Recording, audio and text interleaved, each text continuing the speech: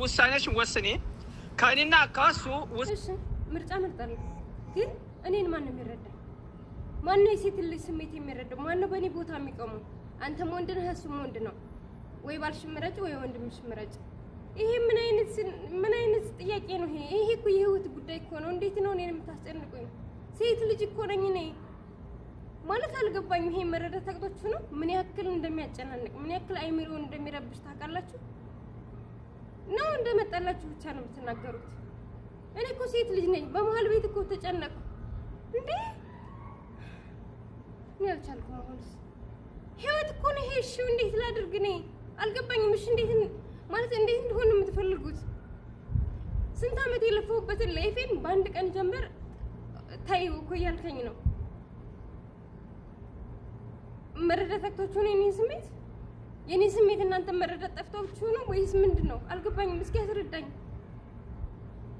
ስንት ዓመት የለፈውበትን ላይፌን አንድ ጊዜ በተጣላና በአንድ ጸብ ካላስ እርሹ ታዩ። ማን ነው ግን እንደገባ ቶሎ እንደሚወጣው? ማን ነው ገብቶ ከፍቅር ህይወት ውስጥ በአንድ ጊዜ ውልቅ ብሎ የሚወጣው? ይሄ እኮ ዋና ገንዳ እኮ አይደለም። ገባ ብዬ መውጣበት እኮ ዋና ገንዳ እኮ አይደለም ህይወት። እንዴት ነው የምታስቡት? አልገባኝም። ማለት እንዲህ ቀላል ከሆነ ይሄ ሁሉ ሰው ለምን ያለቅሳል? ይሄ ሁሉ ሰው ለምን እንደዚህ ልቡ ይሰበራል? በእርግጥ ያፈቀርነውን ሁሉ አናገኝም፣ ግን ያ ምናልባት ከፈጣሪ ሊሆን ይችላል። አሁን ላይ እኮ እኔ እድል መስጠት እችላለሁ። ለምንድን ነው ህይወቴ ወደፊት አብሮኝ የሚቀጥልን ሰው ዛሬ ላይ እርዚቄን የምቆርጠው? ለምንድን ነው? እኛ ስንት ጊዜ ነው የምንበድለው የምናጠፋው? ሁላችንም እናጠፋለን፣ እንበድላለን። ስንት ነገር አለ ማለት ሚዲያ ላይ ስላልወጣ ነው። የሁላችንም ላይፍ ሚዲያ ስላልወጣ ነው።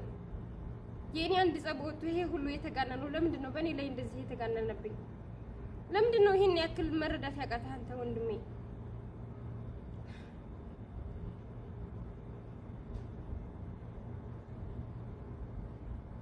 በእውነት በጣም ነው ያዘንኩት። ግን በቃ አላቅም፣ እኔ እንዴት እንደማደርግ አላቅም። ጨንቆኛል። በጣም ነው የጨነቀኝ በእውነት።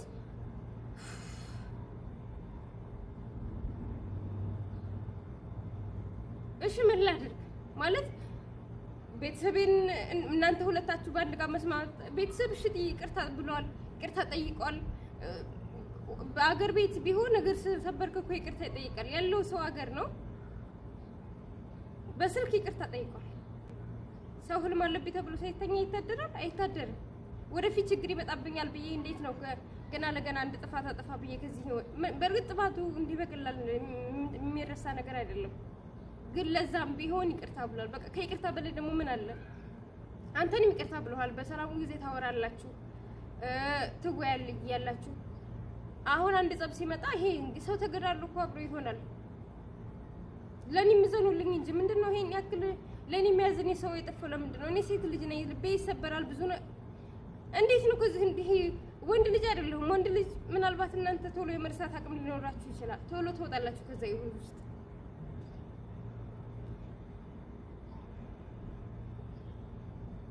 በቃ አታስጨንቁ ማለት እኔ በራሴ እንደውስን አድርጉኝ። አታስጨንቁኝ እባካችሁ። እኔ በጣም ጨንቆኛል። አታስጨንቁ ማለት እንድጨናነቅ አታድርጉኝ። እኔ ይሄ ራሴን ህይወት ራሴን እንድመራ አድርጉ። ወንድ ልጅ ነህ አንተም ቢሆን ወደፊት ህይወት ትመራለህ። ዛሬ ላይ ባታገባ ሴት ልጅ መርጠህ ነው የምታገባው። እኔ ተዋት አትሆንም ብለህ አንተ አትተዋትም አይደል? የፈለካትን ሴት መርጠህ ነው የምታገባው። ለኔ ብለህ ምንም እኔ እሷን መጥፎ በነግርህም እኔ እሷን አጉል ነገር አንጥቼ ባሳይህም አንተ ግን ተወደድካት አትተዋት። እሱም እንደዛ ነው እያደረገ ያለው። ኤርሚም እንደዛ ነው እያደረገ ያለው።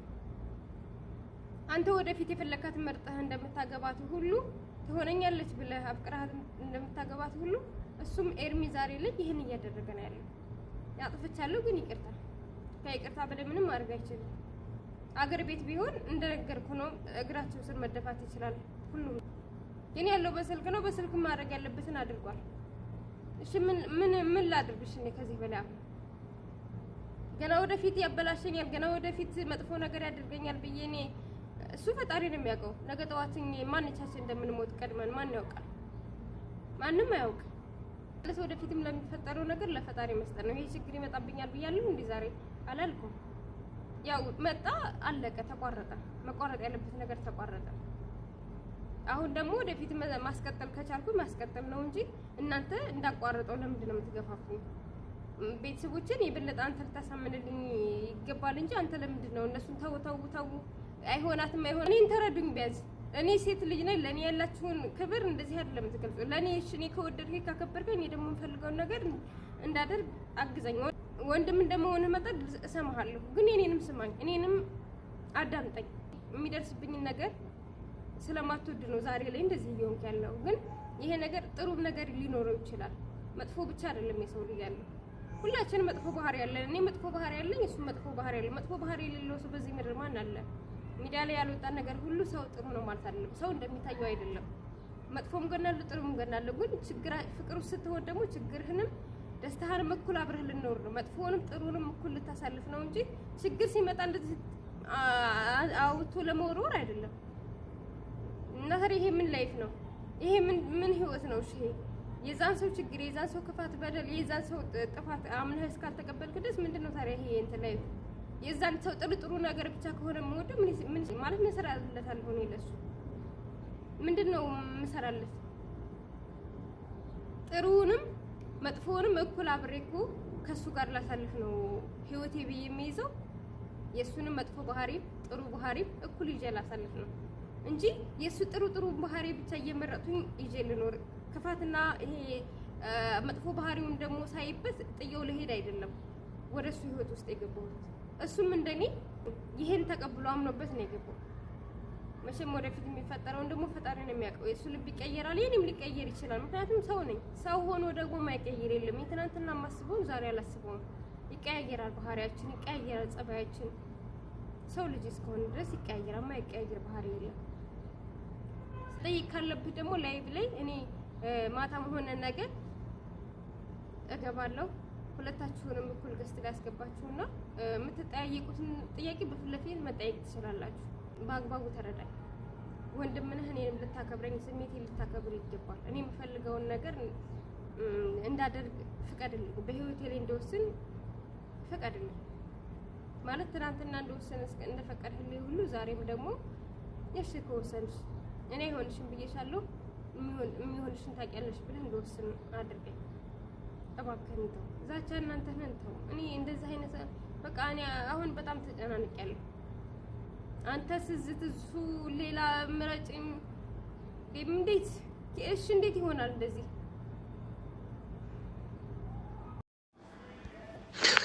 እና የኔ እህቴ እንዴት ነሽ? ደህና ነሽ? እኔ ቆንጆ የኔ ደርባባት ስሚኝማ፣ አሁን ውሳኔሽን ወስኔ ከእኔና ከእሱ ውሳኔሽን ወስኔ በቃ ወይ እሱ ወይ ቤተሰቦችሽን ድጋሚ ከእሱ ጋር ካየሽ እኔን አያደርገኝም። በቃ እኔ ድምፄም እንደዚህ ምናምን ሚዲያ ላይ ምናምን እንደወጣ አልፈልግም። እሱን ሚዲያ ላይ ያወጣሁት እኔ በውስጥ አወራው ስራ አልመለሰልኝ ነው። ስለዚህ ውሳኔሽን ወስኒ፣ በቃ ትክክለኛ ውሳኔ ወስኒ። እኔን ጨጓራ በሽታ አታስይዘኝ በእናትሽ። ውሳኔ የምወስነው ያው ነገ ወይም ተነገ ወዲያ ላይቭ ገብቼ ሁለቱም ከተጠያየቁ በላይ ውሳኔ ወስናለሁ ማለት ነው። እኔም ሁለቱንም አንድ አይነት ጥያቄ ጠይቃቸዋለሁ። እኔ እንዳፋጠጡኝ እነሱንም አፋጥጬ ውሳኔ ወስናለሁ።